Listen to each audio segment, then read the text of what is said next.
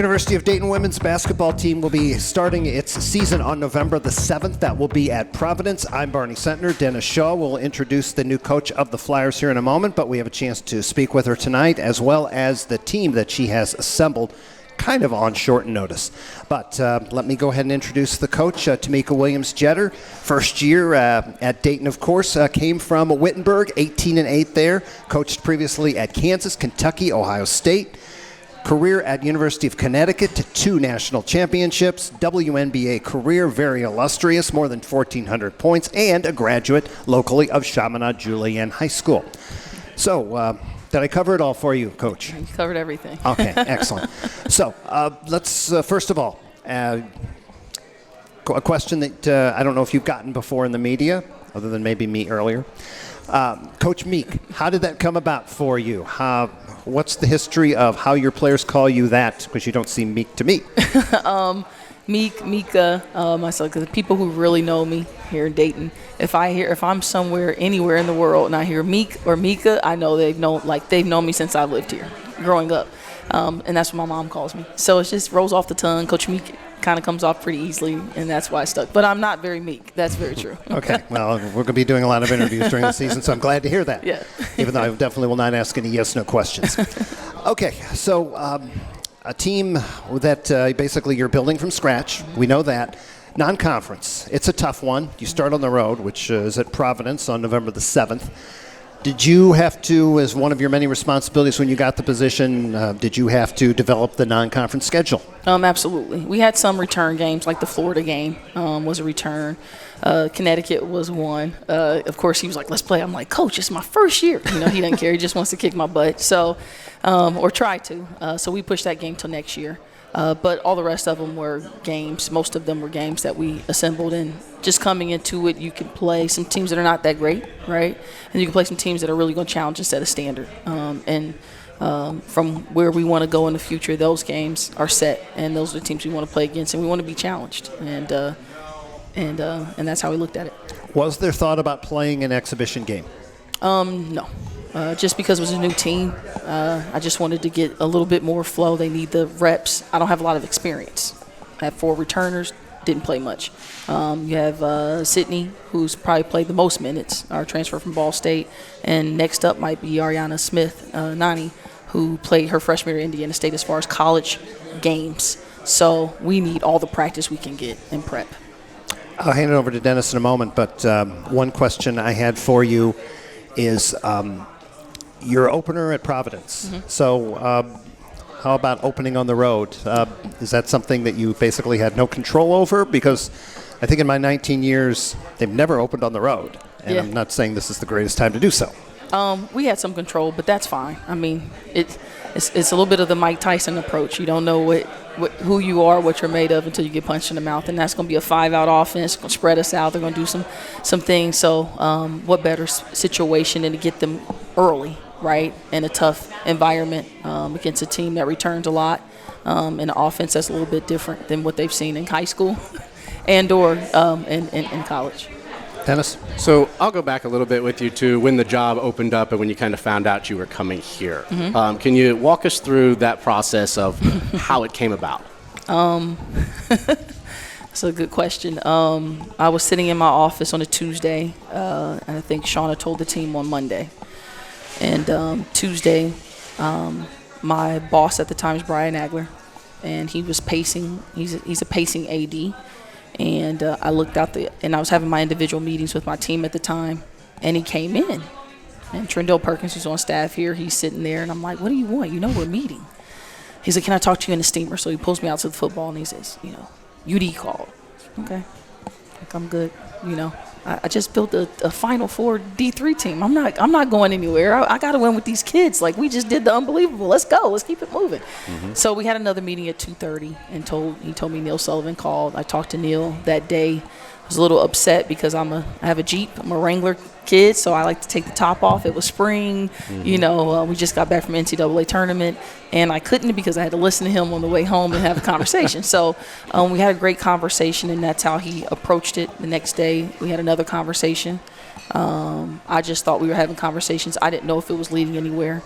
Thursday, they came up to Columbus.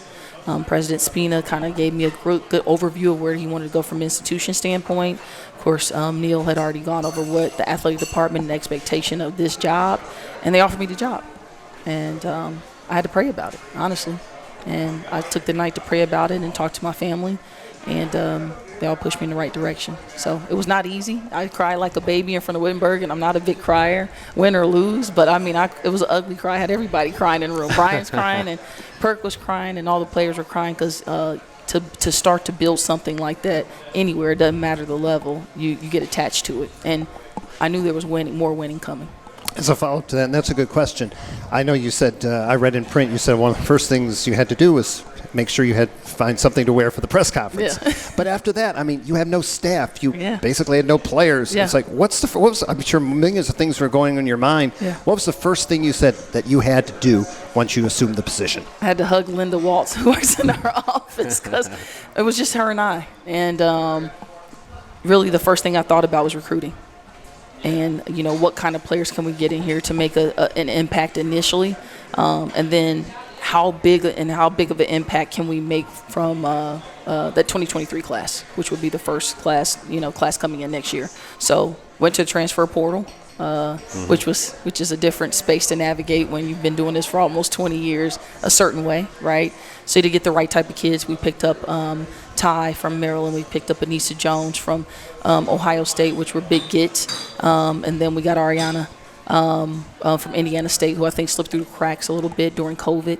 And then we got Niall Lear, who's going to be special as well as a freshman. And then Saja Cleveland, who's sitting out this year, who's going to stay with us, a lefty who's undersized, kind of Charles Barkley-ish, can score, can shoot the three, can do a little bit. So we started to put some pieces together for this year. The numbers are still low. I have a walk-on, Eleanor, who I love to death and plays her butt off. But we just wanted to get great kids in with great skill sets to just get a foundation going. But as far as staff, I didn't have the time to call people and say, hey, I'm going in for this UD job, I'm going to interview, you just don't know in those spaces. So when I got there, I had to start to think, who's a shark? Who can I go after the recruit? Who's going to be great on the court? Who can fill the holes that I might not be great at? That's how you put a staff together. Mm-hmm. And who's going to be about impacting young people?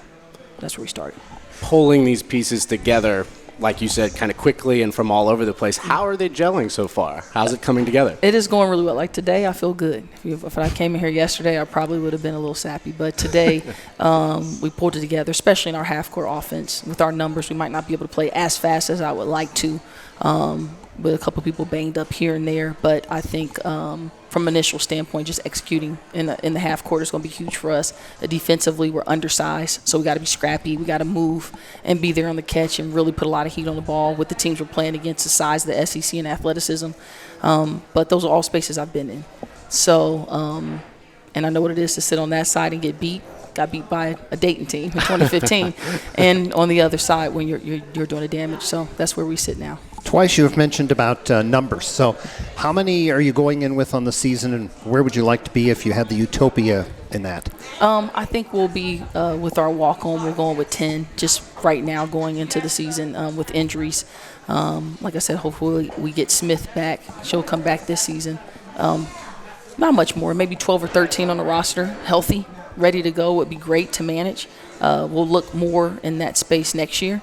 But for right now, I mean, we you're one little ankle sprain away from being down to 7 or 8. And so we got to be great. We got to be in shape, and we got to be able to play in the half court. Are you using the boys on the practice squad? Absolutely. We brought them in, and Destiny Bohannon was like, you're bringing the guys in already? I'm like, of course I am. Like they're quicker, they're faster, they're stronger. They close gaps quicker. And we have to make sure we don't make mistakes in those moments because we don't have the numbers to keep subbing or get in foul trouble, things like that. So we're bringing refs in a little bit earlier, bring the guys in a little bit earlier. Well, that'll kind of lead me into this next question is what does a Coach Meek practice typically look like right now? Well, you probably hear me a lot. You also hear my assistant coaches a lot. I've been an assistant coach longer than I've been a head coach. And the one thing I like is head coaches that allow you to grow and own your space. I challenge them in their spaces. They, sometimes we're in those meetings and they get intense. But I know in order for me to be great, they have to be great. to continue to push me. So you'll hear them a lot in that space, but you'll hear me blowing my whistle. You'll hear me screaming. You'll hear me saying, get on the line. You'll see a lot of pace. You'll see a lot of deflections, moving well without the ball.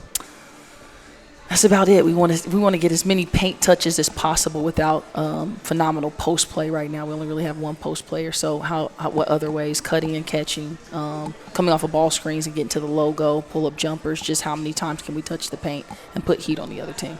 So you have George, you have Kalisha, and you have Bryce. Yes. What are their specific responsibility areas in terms of guard, center, in terms of coaching? With Kalisha, she has the post players. They can all do everything, but she mostly works with our hybrids. Our hybrids, we call those tweeners, right? A player like me can do a little bit of everything, right? And players like her. And then with Coach George, more the wings. So that'll be Ty and Anissa Jones, players like that, our shooters and penetrators. And then with Bryce, our combos, they kind of split it. So he gets our ones and twos, our guards, our point guards. You also have a young lady who I got to broadcast from 2009 to 2013 as a grad assistant, Sam McKay. Oh, yeah. And I tell people, 19 years doing these games, she is the best passing guard I have ever seen. Absolutely. What is her role on this team? Sam helps me with everything. She's able to be on the court and work the kids out away from us. She's been a sounding ear for a lot of them when I'm trying to get on them about something, just kind of putting it in their terms and really helping them see that vision. She's in every meeting. Sam wants to coach. So every day at 10 o'clock we meet. And she's in those meetings, and I look at her. There's sometimes in the huddles I want her to say something, and I look at her, and she'll try to hide behind somebody. But no better person to represent that Jim Jaber takeoff, right? She was part of that 2010 team that went 4 years in a row and kind of sparked it all. So who better to have on a team where you're starting over and you're in that space and you have to believe in something that might not be nobody's coming back to, right? We have no returners. So she's been great in that space. NCAA, is she allowed on the bench to during games? She can. Okay. Yeah, she can be on the bench. Okay. Go ahead, my friend. Well, I'll ask you a question before we get into some of these players. And name, image, likeness. Mm-hmm. How has it changed recruiting? And, what can fans do to help out the players? For us, it's been great here at UD because our players, our team, I think, is on their second. They have 2 NIL deals. For women's basketball, that's phenomenal. So we do a great job here. Our AD, Neil Sullivan, does a great job. He's spearheading a lot of that and really making it go and being, I would say, ahead of where other people are kind of pushing against it. It's going to happen. Mm-hmm. For me right now, does it hinder anything? No. I don't have any parents coming and saying, hey, will I get NIL deals? A lot of that stuff is really generated when they're in high school. The people who have the bigger deals are the people who have 1 million followers.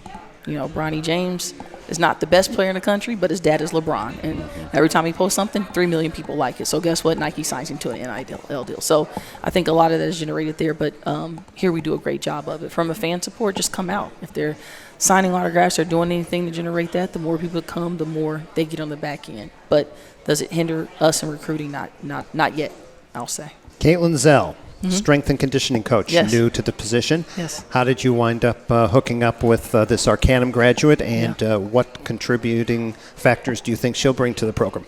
Do you know who her cousin is? No. His last name is Mike Sill. Oh. You know who he is? No. He plays for UD men. Oh, okay. Shows how much I follow UD men. Yeah.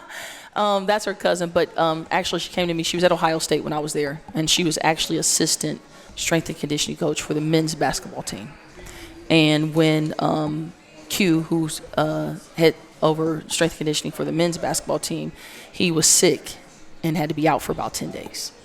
And usually in that position at Ohio State, because I've been there longer than anywhere else, they will go and the head over performance would take over. Her name is Heather. Well, they put Caitlin over the men's basketball team, who was top 15 at the time.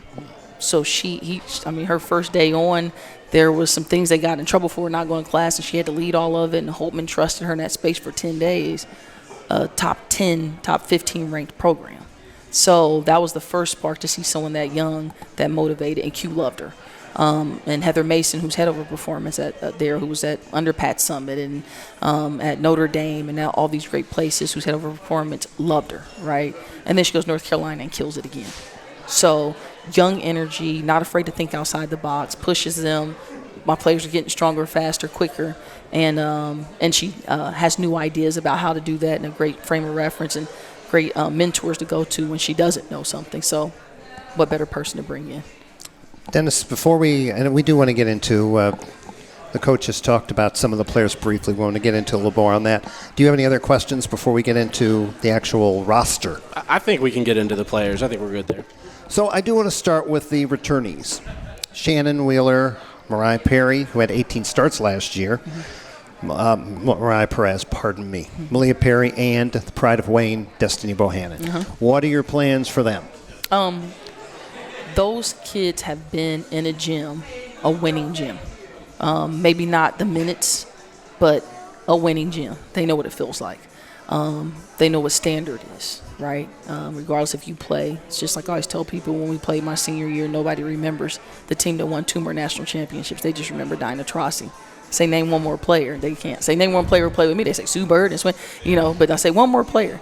If you leave it there, those people remember that, right? There's some legacy there, and I think there's some legacy left in those 4 kids. They're hungry. They stayed. I always tell them I have to get tattoos of them somewhere on my body because they believed in me, and when they could have jumped and gone somewhere else, right? But they also love Dayton. They love the University of Dayton, and so with those 4, with Mariah, we'll be able to utilize her in some spaces. Just working on her finishing. Our pace. She's a great screen setter, dribble handoff. We're putting in some stuff where she sees, and she's very physical. So sometimes she fouls. So we're like, hey, Mariah, you gotta calm down. With Destiny, I think Destiny's a really good player. If Destiny stays healthy, she's going to be a special player because she can score on all facets. She can hit the 3. She can get to her pull-up. She can finish by the rim, and she has a tremendously high IQ.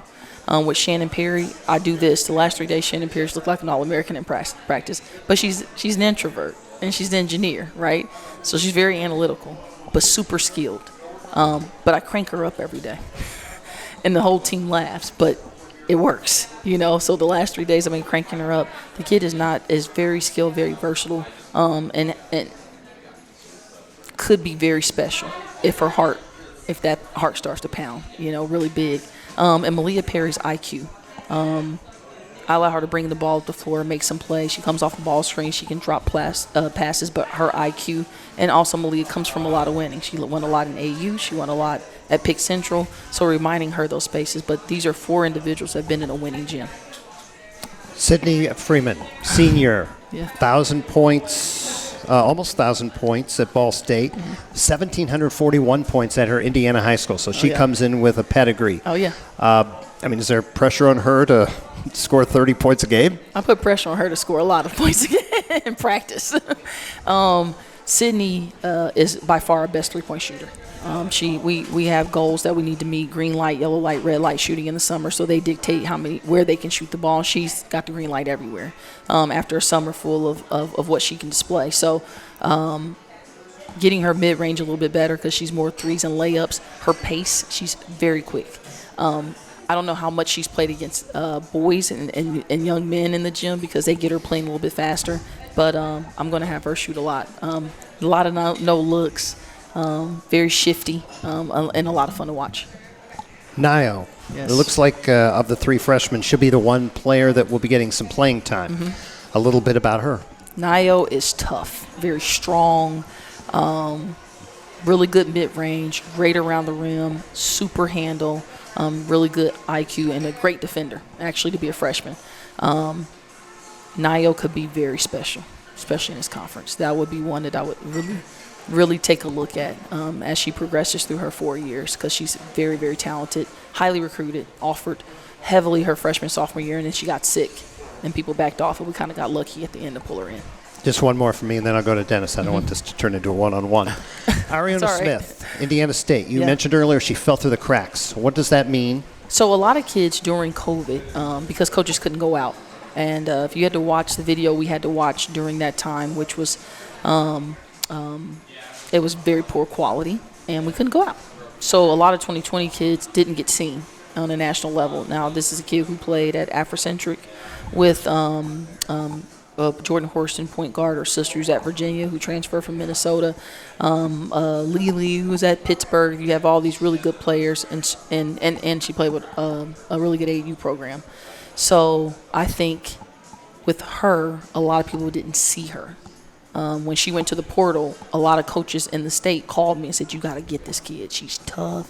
She's played in state every year. She's gonna rebound the ball. She can finish around the rim." So we went and watched her play. She was all conference player. So and a very smart kid, high GPA kid. So she's gonna bring some toughness. She's coming back from ACL tear. So you have some players who fell through the cracks who went to schools. I think that they could have went a little higher, and I think that's a kid that. Who's going to be really good and bring some toughness to us on the interior. Who has kind of stepped up that you've seen and shown leadership with so many, melting pot blend kind of going on? Who stepped up? I would have to say big time Destiny Bohannon, because she's, we had our first couple workouts and they would go and I'm, screaming or yelling or whatever. And after every workout, she was never afraid to come and she kind of fished me and said, "What do you think?" And I say, "Hey, tomorrow you got to make sure when it starts to get really bad and we lose 2 or 3, I can't be the one to stop. Maybe try a huddle tomorrow. Huddle them up, regroup. They got to start to hear your voice." And some people take that and they don't do anything. She takes it, boom, right away. Next day, we lose 1 or 2 in a row. Nobody steps up. We're going to stop the bleeding. We're down 30. Like everything's game mentality. She huddles them up, boom, we win the next one, right? So in those ways, she steps up. I would say Mariah Perez as well. Not in that guardy, space, but in that, hey, where do we line up? How many lines? How do we rotate? Just little stuff like calling things out, calling screens out. What's the next drill? Those spaces have been huge for us. You've kind of touched on this already, but are we expecting the same kind of pace and tempo that Dayton has shown over the last few years? The up pace, get it up there as fast as we can, or do we expect maybe a little bit more of a slower tempo? Naturally, I like to get up pace. I mean, every team and every coach I've coached under likes to get the ball up the floor very quickly. So we'll see that, and we're small. So I don't know if we can play in a half court, but when we get in a half court, we got to do some things that throw some people off here and there because we don't have the size. We don't have somebody we can throw it into that can give us 20 or 30 points. And we don't have anybody proven on the perimeter that can do that outside of Sydney. So we got to play with a lot more movement. As we progress, that's where we will go, right? We want to play extremely fast, probably faster than you've played here before. When you look at time, and I do seconds, and I look at how quickly they get the ball off the floor and how quickly they score in a half-court offense. Teju Kozlova. Boy, I got to work on that name. You call her what? Ty. Maybe I'll just go with that. Ty Kozlova. Coming from Maryland, very Yes. successful program. Absolutely. What does she bring from Maryland, the experience of being on that situation to UD? Sniper. She can shoot the ball. She's a kid who Caitlin and her become best friends. We would do shooting drills, and we do 5-minute threes. First minute, she wouldn't miss. The last 4, she missed everything. She just wasn't strong enough. And after talking to Brenda Freese and Lindsay Spann, who I coached at Penn State, she's one of the assistant coaches there. They said if she gets stronger, she'll work hard, she'll do everything. And everything they said has happened since she's been here. The stronger she gets, the confidence in her shot, pull up, rebounds the ball well.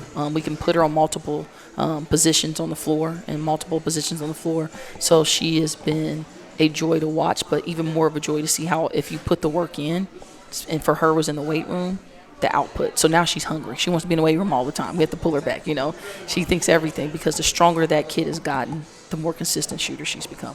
The young lady from Ohio State, 15 games there last year, Jones. Yes. How about her? Pure athlete. Great mid-range. Pretty good three-point shooter, phenomenal defender. Today, even playing against the guy, she's going to get 6 points against the guy she's getting in passing lanes. She's just a freak athlete. We'll be able to post her up, playing her some different positions. Lefty, right? So a little bit different guard, but tremendous defender, tremendous mid-range. Gets to the rim a little bit unorthodox because she's a lefty, right? I think we'll put a lot of pressure on people from a defensive standpoint in passing lanes. That's how I see Anissa. Who is the icebreaker on the team? And what I mean by that is it can get serious. Who are the goofballs? Who are the ones that break the ice? Cleveland. That's an easy answer. Seja, probably our walk-on, Eleanor Moniak. She's another one. Those two get together. That's Tweedledee and Tweedledum. Another one is Nani. Nani is Ariana Smith. We call her Nani. That's another one. Just pure joy, pure energy. Or Perez. Perez is a big personality, those three. But if it's got to be something, icebreaker, hey, let's lighten it up, or where we need to go, a reset, it's going to be Seja Cleveland. Are you guys doing anything as a team outside of the court, or is all the gelling pretty much happening on the court? I have 85% of the team are introverts. So think about me walking into that gym. They don't give that personality test in the portal or when you're trying to put a team together in that quick of a moment. But so I've had to do a lot of one-on-ones every 2 weeks. We had a paint and sip, sparkling grape juice, of course. We went bowling. We've done what we just do. We did our personality test, real colors, so we can see how to communicate with each other, right? A lot of stuff built around communication. We did some stuff on anger, anxiety. We do some things with our psychologist. We do a little bit of everything off the court. We went to the movies last week. See The Woman King. They loved that. Some of them cried, laughed, cheered during the movie. So any way that we can inspire them in different ways. One is communication, of course, and the other one's just inspiration to do something that people don't think we're going to do this year.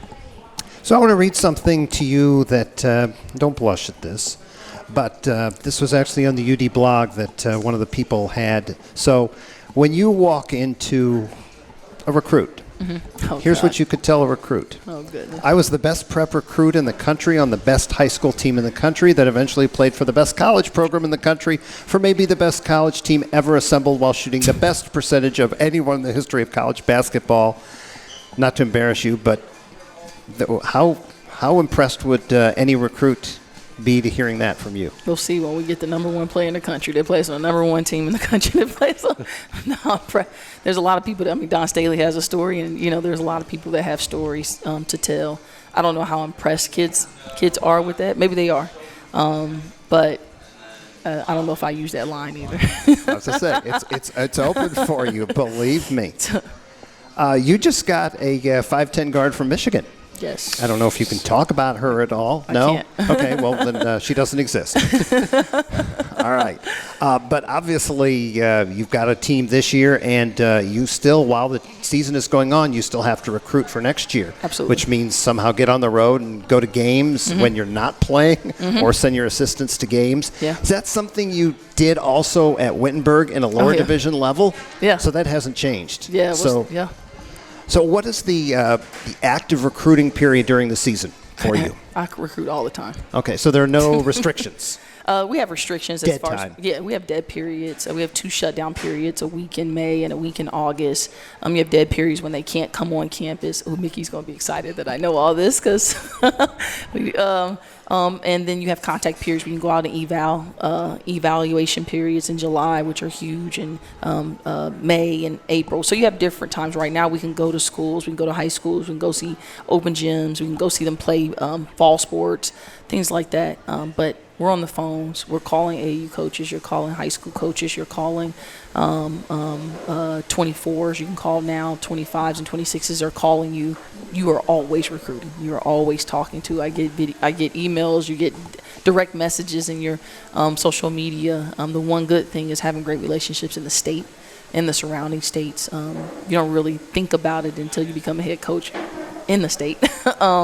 To having great relationships with those people who just send you kids. I got a call this morning from somebody, hey, I got a kid so-and-so nobody knows about, and the kid's really good, right?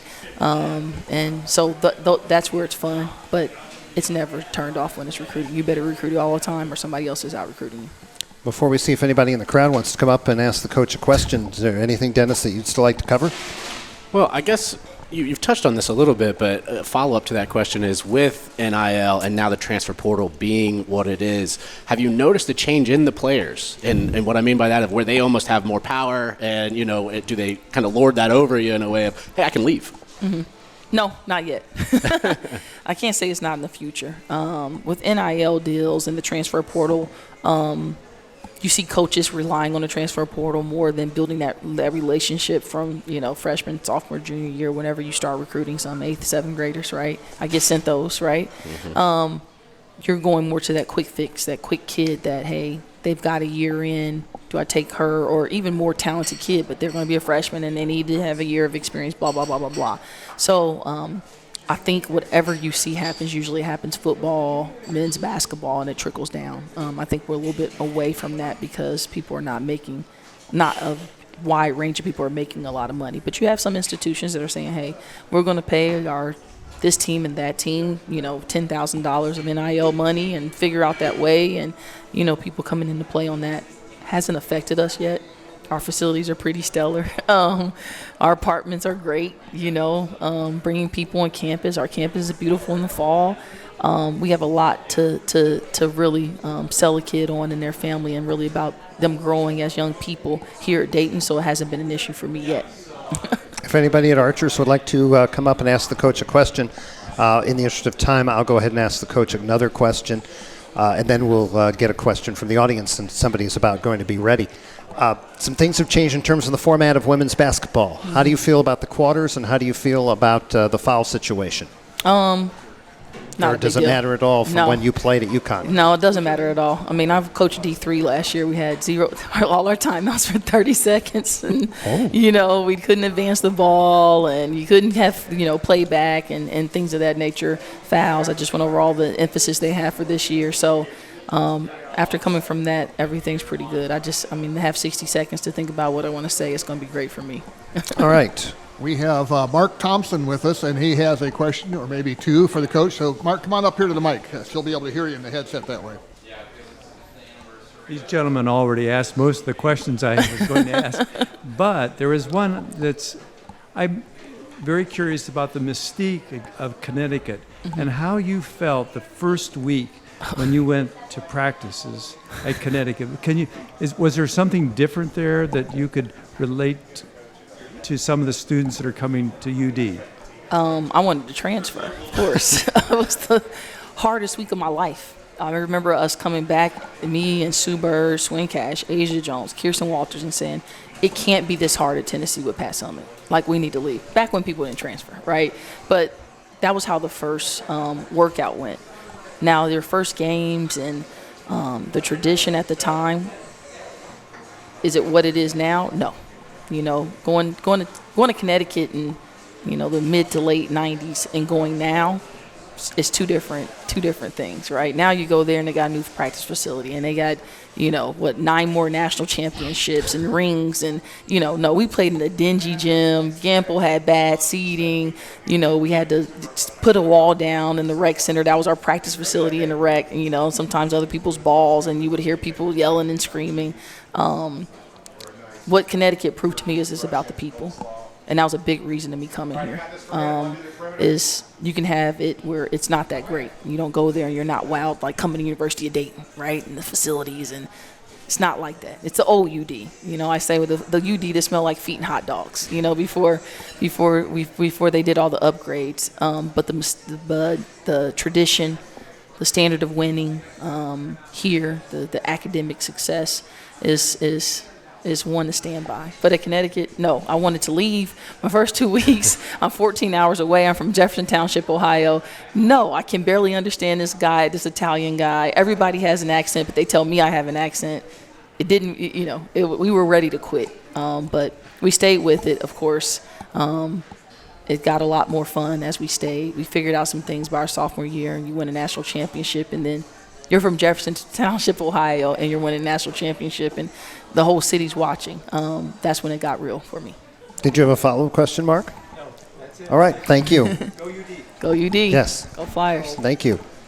Mark was the only one brave enough to get up on camera. We had some other folks. They didn't want to come up and ask you a question in person. So, Barney and Dennis, we'll let you put the wraps on this one. All right, again, the Flyers will start their season on Monday, November the 7th. It will be a road game at Providence. Jim Crowley, a lot of people may be familiar with him. He coached for St. Bonaventure in the same conference that the Flyers are in. 11-19 last year for Providence. They do have a number of returners back, including one of their top scorers from the Cincinnati area. Enough about them. On November the 10th, that will be the home opener. Come out to UD Arena, 7 o'clock. Illinois State Redbirds. Again, a very experienced team. 10 returnees, including a couple of top scorers. So you're not exactly starting out with Oh, no. patsies. No, not at all. I think the only person that left is their best scoring player. Everybody else is back. Yes, again, an experienced team. They won Yes. the MVC last Tournament year. bound. They were in the tournament last year, and Absolutely. I'm sure they will be out for you. Oh, yeah. I can imagine. Oh, yeah. So, and then what you have? You have Florida. They're from the SEC. Let's see. Do you have the return engagement to Duke? Next year. Okay, next Yep, year. They pushed it next year. We had one for Purdue. We'll see when they keep pushing. So you've got back. some things We that have are Texas still A&M. open. We have Ole Miss. We have Florida. Yeah, we play every Northern Kentucky. That's right, Northern Kentucky. They have a couple of people who used to be on the UD staff, including their head coach. Cameron That Whitmer. will be on November the 17th. What about trips, like trips to the south for warmer weather? That's usually good for bonding purposes. Bahamas. We go to Bahamas this year. Okay. We go to Vegas right before Christmas. So Bahamas will be leading into Thanksgiving. I think the men will be in Atlantis and we'll be in Belmar in Nassau. And then right before Christmas, we go to Vegas. That's a good way to break the ice for a team of introverts, isn't Oh, it? yeah, trust me. If you have any tips, just come around practice. All right, before we wrap it up, Dennis, anything else you want to add? Well, I'll give you an opportunity to just say this, because Dayton, they can, as wonderful as they are, they can be tough as far as a fan base. What would you consider to be a successful season this year? I have no goals in this season. For me, I'm a product of Gino Uriyama. I'm a product of Frank Goldsberry at Chaminade. You just get better every day. I don't have a team where I've been around them enough to say, hey, I have this and I have this and I have this. We're 2 weeks into practice. So I'm not going to sit up here and tell you, whatever. We get better every single day, and we gel as a team every single day. When I say get better, my point guard can cross the highway one time. That's cross court and throw it up the floor. We got better that day, right? If Anissa sits and keeps one of the guys in practice in front of her for half, now she's at a fourth of practice. She had 2 reps. Now she's at a fourth of practice. We can get to half of practice and a third. Every single day you have to get better. I don't have anything long term. I have what I wanted to look like in a couple of years, right? But right now I'm 2 weeks in. I'm a new coach at this level, head coach at this level. I'm going to recruit my butt off. I'm going to push this group of kids as far as I can push them, and we're going to get better every day. And that's the only thing I look for. I don't even know the games. When you start nailing them off, I know the big ones because people like them, but I don't care. Right now, it's our first scrimmage game. We get past that, then it's the next scrimmage game. I'm just trying to win one game. Coach, we appreciate your time. Dennis, look forward to joining you. It'll be our 20th year on 1660 Information Radio, Thursday, November the 10th, 7 o'clock, Illinois State. If you don't want to put up listening to me, come out to the arena because we can certainly use your support. So that will do it for Dennis Shaw, for Coach Tamika Williams-Jeter. I'm Barney Sentner. Have a good day. Thank you.